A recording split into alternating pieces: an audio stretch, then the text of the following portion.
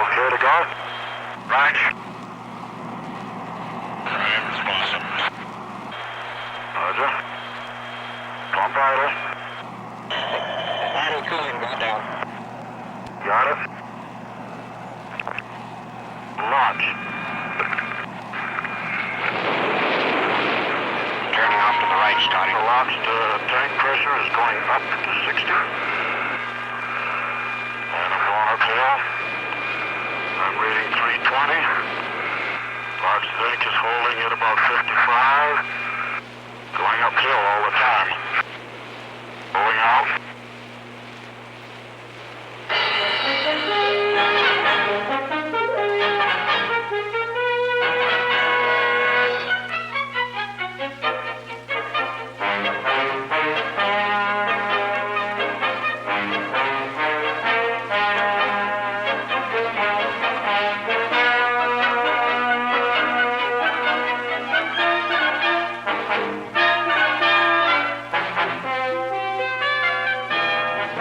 This fast, flat glide to the lake bed became a routine sight during 1960.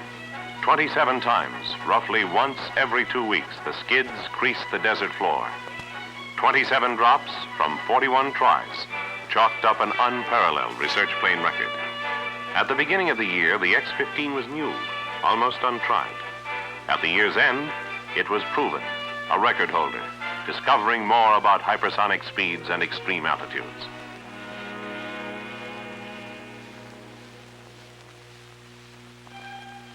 January saw the number 1 airplane make its final qualifying flight. Delivery to the Air Force and NASA started a new crew on acceptance check and pre-flight readying. Joe Walker, chief research pilot of the National Aeronautics and Space Administration, was the first to show that the X-15 is not a one-man airplane. At this time, 2 X-15s were flight ready. Number 1 was involved in the Air Force NASA program to take the airplane with its present engines and push it to the limit of its abilities. And Joe Walker's first flight denotes the start of this research phase. The number 2 plane was still being flown by North American for investigation of stability, control, flying qualities. 2, 1, 3.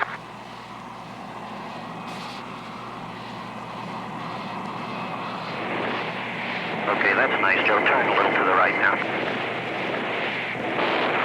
I would say that's okay. Okay, we got all 8 going now. Roger, everything looks, good. Okay, I'll need some checking on how far out I get now. Okay. The drop was standard, the flight routine, the landing uneventful. 2 weeks later, another new face appeared. Major Bob White climbed the ladder to the cockpit to try his hand at rocket plane flying. An hour and a half later, the X-15 Pilots Club had another new member. The Air Force's project pilot had made his initial run and now was ready to start some serious research flying. The spring of the year saw a flurry of activity with 2 X-15s flying and North American ranking up 9 drops with the number 2 airplane. The Air Force and NASA alternated pilots on a separate series of 9 research expeditions, flights that kept inching up on the world speed and altitude records. Both company and governmental pilots kept investigating the flight abilities of the planes in different quarters, feeling out the new machines, steadily pushing the operating area out farther, gaining confidence. All flying during this period was done with the XLR-11, the small engine package. Its thrust of 16,000 pounds was adequate for early investigations, but everyone was waiting for the big engine. The XLR-99, a brute that would blast out nearly 60,000 pounds of thrust to drive the plane to peak speeds and altitudes. This engine is installed in the 3rd and last plane of the series, which has always been slated to be the test bed for this new power plant.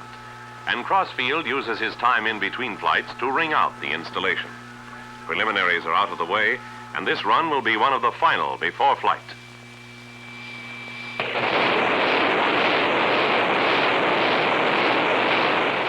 This long-awaited engine can be throttled, having an idle output of 30,000 pounds, but able to be regulated between idle and 60,000 pounds of thrust.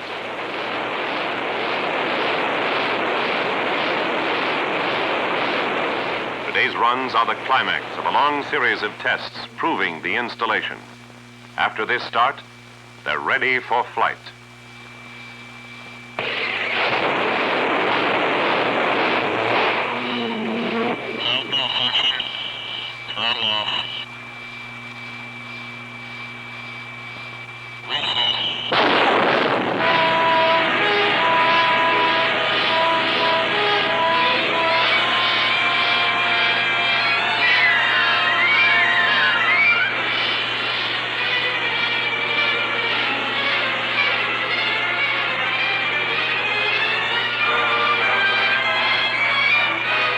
In a split second, years of planning, months of test and grinding work went up in smoke. There was only one real observer, one eyewitness, the pilot, Scott Crossfield. Scott, what was your immediate reaction? Well, it was the biggest bang that I'd ever heard. Fortunately for me and the airplane, the explosion blew the forward section, the tanks, and the cockpit out of the blaze, or out of the major part of the blaze. And the firemen were right on their toes, and they moved in to blanket the tanks and the fire area with foam. The first reaction we had was that the engine had blown up, but like many first impressions, this was wrong. As soon as the parts cooled down, a disenchanted group of engineers moved in, and as you might imagine, things were pretty well scattered about. We also took a close look at the film that you've just seen, and here are a couple of frames that gave us our first clue. Just before the blow-up, a cloud of vapor appeared ahead of the engine. So the search was concentrated on this area. Following up this lead, we found that the hydrogen peroxide tank had been rammed, smashed open. But with what? Lining up with the tank is the center structure of the ammonia tank, and its shape matched the impacted area of the hydrogen peroxide sphere. But how could this part fail? Likely through overpressure. Now, a check of the instrumentation showed tank pressures far over normal. Again, the question, why? The pressure regulator was recovered and checked. It was determined that freezing caused by the very low temperature pressurizing gas had caused the regulator to stick full open. But there's a safety, a valve to relieve overpressure. This valve and the entire relief system was also checked.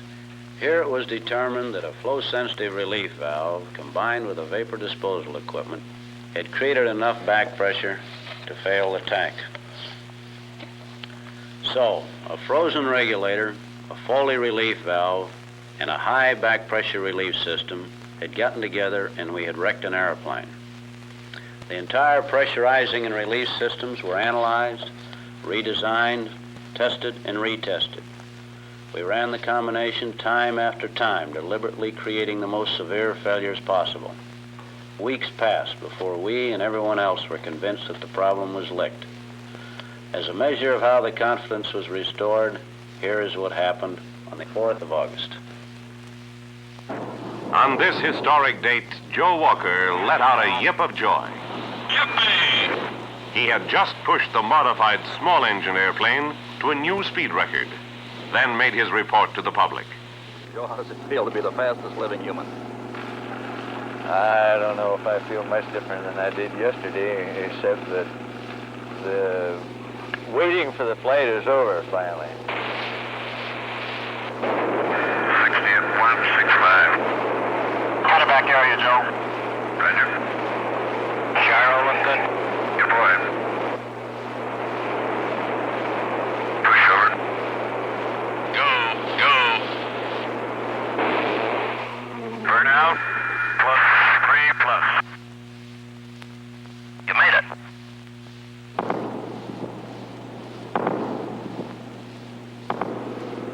At what point did you reach your maximum speed? If you notice the vapor trail from the engine At the instant it cut off, that was the point at which I reached the maximum speed, Now, what was your altitude then? around 66,000. How long were you going that 2,150 miles? Just one instant. Then, on the 12th of August, just 8 days later, Major Bob White was up before the cameras after his 136,500-foot record-breaking altitude flight. The flight today offered, I would say, no problems, nothing that could be considered a limitation as far as man's ability to fly an aircraft. Pull up. Roger. Right on the track. Your angle looks good, Bob. Sure going up. Pass 9. Once I pitched up and reached the highest climb angle, I was very definitely impressed that I was going, well, almost straight up. Of course, it wasn't straight up, but it appears to be that way from the cockpit. Got you coming up on 10 now. Okay. Angle's very good. Going through 11 now. Burn out. Burn out now at coming 12 now. At 12.6 and 13. Very sensitive. That's still good. Fantastic up here. What you see at this altitude impressed me as being the most dramatic point of flying at over 130,000 feet. The very dark blue sky and the lighter band that was immediately surrounding the Earth, and then, of course, the many, many miles off in the distance that you're able to see. Looking to the future, I would say that we hope very much, and I would particularly like to continue on in work that would take us to higher altitudes with manned aircraft. Now the full potential of the airplane with the small engines had been fully investigated. While the number 2 airplane was being fitted with the big engine, number 1 began a series of training flights. The full crew was now given a chance to try its hand at piloting the research plane. Commander Peterson, the Navy's representative, was the 4th man to ride the X-15. He made 2 flights in early fall. Then Jack McKay, NASA research pilot, took his first ride at the end of October. Captain Rushworth, the Air Force backup pilot, was next to show his skill at rocket plane flying. NASA pilot Neil Armstrong's last 2 flights closed the year. Training flights filled the gap while the number 2 was being given a complete checkout with the large engine.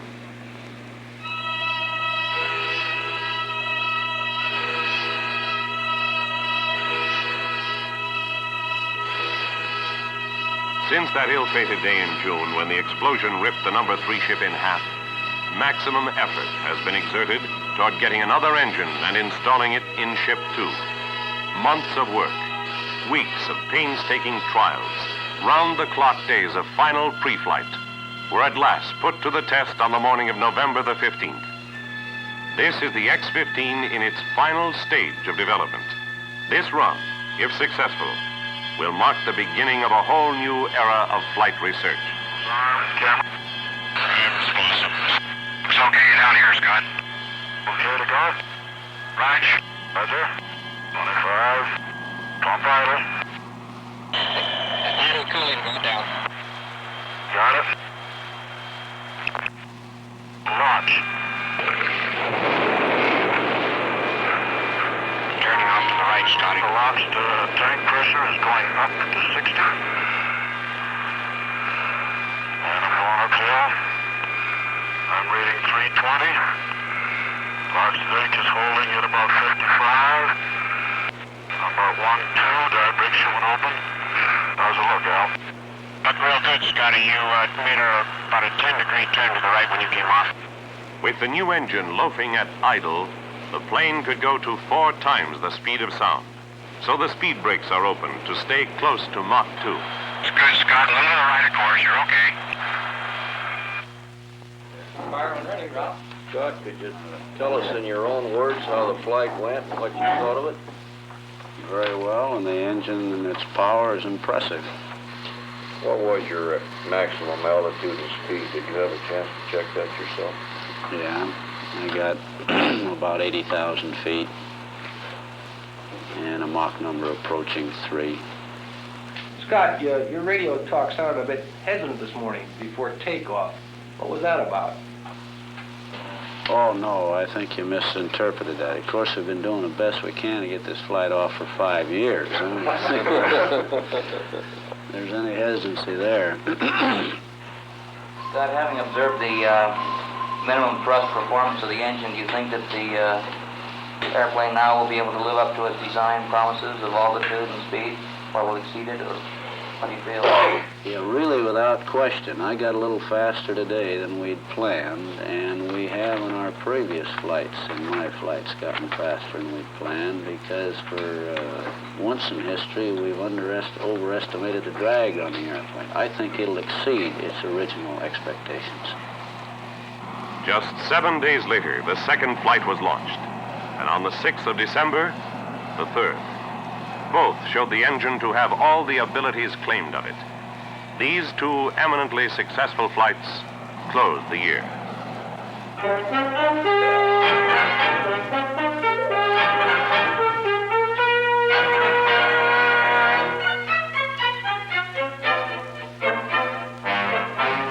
But the story of the X-15 stands not in the past, but in the future, when every flight is a record breaker, when every trip away from the B-52 is an unparalleled research mission.